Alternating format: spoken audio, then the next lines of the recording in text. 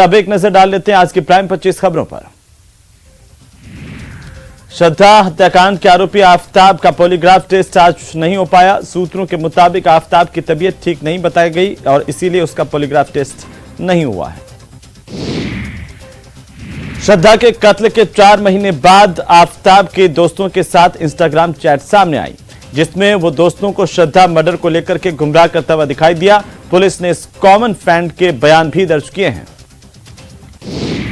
प्रधानमंत्री नरेंद्र मोदी ने गुजरात के दाहोद में एक चुनावी जनसभा को संबोधित किया। इस दौरान उन्होंने सवाल किया कि कांग्रेस यदि जनजातीय समुदाय को लेकर इतना ही चिंतित है तो उसने राष्ट्रपति चुनाव में द्रौपदी मुर्मू का समर्थन क्यों नहीं किया। गुजरात में केंद्रीय गृह मंत्री अमित शाह ने सूरत के बारडोली विधानसभा में एक सार्वजनिक बैठक को संबोधित किया। इस दौरान शाह ने कांग्रेस पर जमकर हमला बोला और एक बार फिर बीजेपी को वोट देने की अपील की।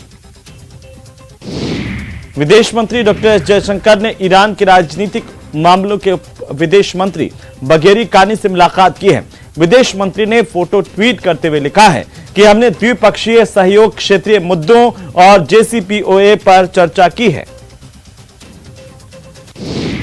गुजरात विधानसभा चुनाव बीजेपी के लिए प्रचार करने के लिए असम के मुख्यमंत्री हेमंत बिस्वा शर्मा भी पहुंचे और वहां पर उन्होंने राहुल गांधी पर एक विवादित बयान दे दिया है। उन्होंने कहा कि राहुल गांधी इन दिनों इराक के तानाशाह सद्दाम हुसैन जैसे दिखने लगे हैं। कांग्रेस ने भारत जोड़ो यात्रा में शामिल होने के लिए बॉलीवुड सितारों को पैसे दिए हैं। असम के मुख्यमंत्री हेमंता के इस बयान पर कांग्रेस के नेताओं की ओर से तीखी प्रतिक्रिया आने में देर नहीं लगी। दिग्विजय सिंह ने कहा कि यही वो ही व्यक्ति है जो कांग्रेस नेताओं के पैर पकड़ता था, उनको शर्म आनी चाहिए। आज वो जो भी है वो कांग्रेस की वजह से है। वहीं कच्छ में उत्तर प्रदेश के मुख्यमंत्री योगी आदित्यनाथ ने एक चुनावी सभा को संबोधित किया। उन्होंने अपने भाषण में कहा कि 20 साल पहले गुजरात में आतंक की घटनाएं होती थी, दंगे होते थे, लेकिन नरेंद्र भाई मुख्यमंत्री बने तो सब समाप्त हो गया। आज गुजरात विकास की नई कहानी गढ़ता जा रहा है, ये कहना है यूपी के मुख्यमंत्री योगी आदित्यनाथ का। तो कांग्रेस सांसद राहुल गांधी ने एक सभा को संबोधित करते हुए कहा कि हमने भारत जोड़ो यात्रा इसीलिए शुरू की क्योंकि सब लोकतांत्रिक रास्ते बंद हो गए थे, तो हमने सोचा सड़क पर उतरकर जनता से गले लगकर उनकी बात सुने। बीजेपी की सरकारें जानबूझकर डर फैलाती हैं, ये बुरहानपुर में राहुल गांधी ने कहा। वहीं प्रधानमंत्री नरेंद्र मोदी रविवार और सोमवार को फिर गुजरात में चुनाव प्रचार करेंगे। वे इन 2 दिनों में दूसरे दौर के मतदान वाली सीटों पर चुनावी सभाओं को संबोधित करेंगे, प्रचार करेंगे। पीएम मोदी का चुनाव प्रचार के लिए गुजरात का यह तीसरा दौरा होगा। दिल्ली नगर निगम के कुल 250 वार्डों में 4 दिसंबर को वोट डाले जाएंगे। MCD चुनाव 2022 के परिणाम 7 दिसंबर को घोषित होंगे। चुनाव को लेकर के आम आदमी पार्टी का मेगा कैंपेन लॉन्च किया गया है। बिहार की राजधानी पटना में आदित्य ठाकरे ने तेजस्वी यादव और सीएम नीतीश कुमार से मुलाकात की है। बिहार के उप मुख्यमंत्री तेजस्वी यादव ने आदित्य ठाकरे का गर्मजोशी के साथ स्वागत किया। इस मुलाकात को विपक्षी दलों को एकजुट करने के प्रयास के तौर पर भी देखा जा रहा है। आर्थिक रूप से कमजोर वर्गों के आरक्षण के फैसले पर पुनर्विचार याचिका दाखिल की गई है।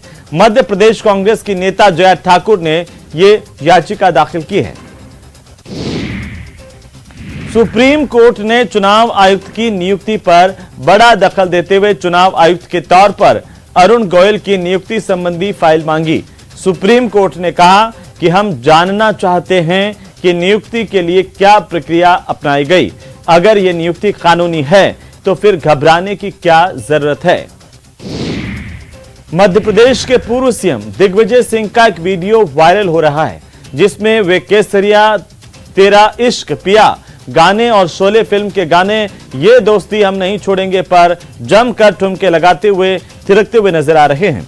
वीडियो भारत जोड़ो यात्रा के दौरान जामोद जलगांव का बताया जा रहा है। बहरहाल दिग्गी इस वीडियो के चलते सोशल मीडिया पर सुर्खियों में है।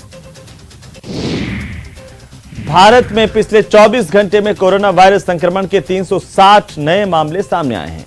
इसके बाद देश में अब तक संक्रमित हो चुके लोगों की संख्या बढ़कर 4 करोड़ 46,70,075 पर पहुंच गई है, तो साथ ही उपचाराधीन मरीजों की संख्या घटकर 6,046 हो गई। ओबीसी आरक्षण पर मुख्यमंत्री अशोक गहलोत ने बड़ा बयान दिया है। सीएम अशोक गहलोत ने कहा कि 16 राज्यों और केंद्र में जो फॉर्मूला है वो राजस्थान में भी ओबीसी आरक्षण पर लागू होगा। उन्होंने कहा कि किसी के साथ अन्याय नहीं होगा। बीजेपी की प्रदेश सरकार को घेरने की बड़ी तैयारी की जा रही है। दिसंबर से भारतीय जनता पार्टी सभी 200 विधानसभाओं में जन जागरण करेगी। जन आक्रोश आंदोलन के जरिए कांग्रेस की नाकामियों को उजागर करेगी। टोंक नगर परिषद कमिश्नर और कांग्रेस के पार्षद अब खुलकर के सामने आ गए हैं। आज पार्षदों और कमिश्नर के बीच तीखी नोकझोंक हुई, जिसमें कमिश्नर ने स्पष्ट तौर पर कहा कि पिछले कमिश्नर की तरह आंख बंद करके फाइलों पर साइन नहीं करूंगी। राजधानी जयपुर में कांग्रेस विधायक सचिन पायलट ने कहा कि भाजपा के साथी कितना भी कोशिश करे हमारी यात्रा में बाधा डालने की, लेकिन फिर भी हमारी यात्रा काफी सफल होगी और ऐतिहासिक होगी। उधर केंद्रीय मंत्री अनुराग ठाकुर बीजेपी प्रदेश मुख्यालय पहुंचे राजधानी जयपुर में। यहां पर उन्होंने संगठन के पदाधिकारियों और कार्यकर्ताओं से मुलाकात की। यहां कार्यकर्ताओं ने उनके साथ सेल्फी भी ली। इसके बाद अनुराग ठाकुर ने एक कार्यक्रम में शिरकत की। मुख्यमंत्री अशोक गहलोत ने कहा कि भारत जोड़ो यात्रा का उद्देश्य देश में महंगाई बेरोजगारी को खत्म करना है। राहुल गांधी का देश के लिए संदेश स्पष्ट है, उसी संदेश को आगे बढ़ाने के लिए कारवां चल पड़ा है।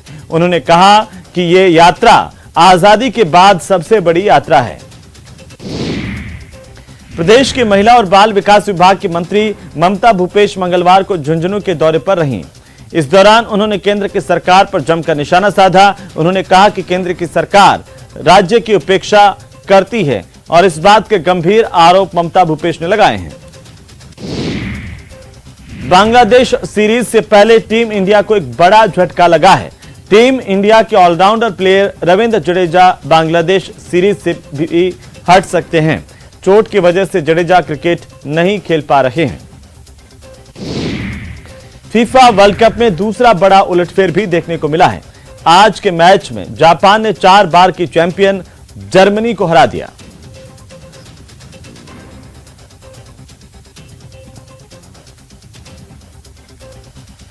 तो आखिरकार एक बड़ा उलटफेर पहले भी देखने को मिला था और इसके बाद जापान ने जर्मनी को हरा करके भी एक बड़ा उलटफेर किया है।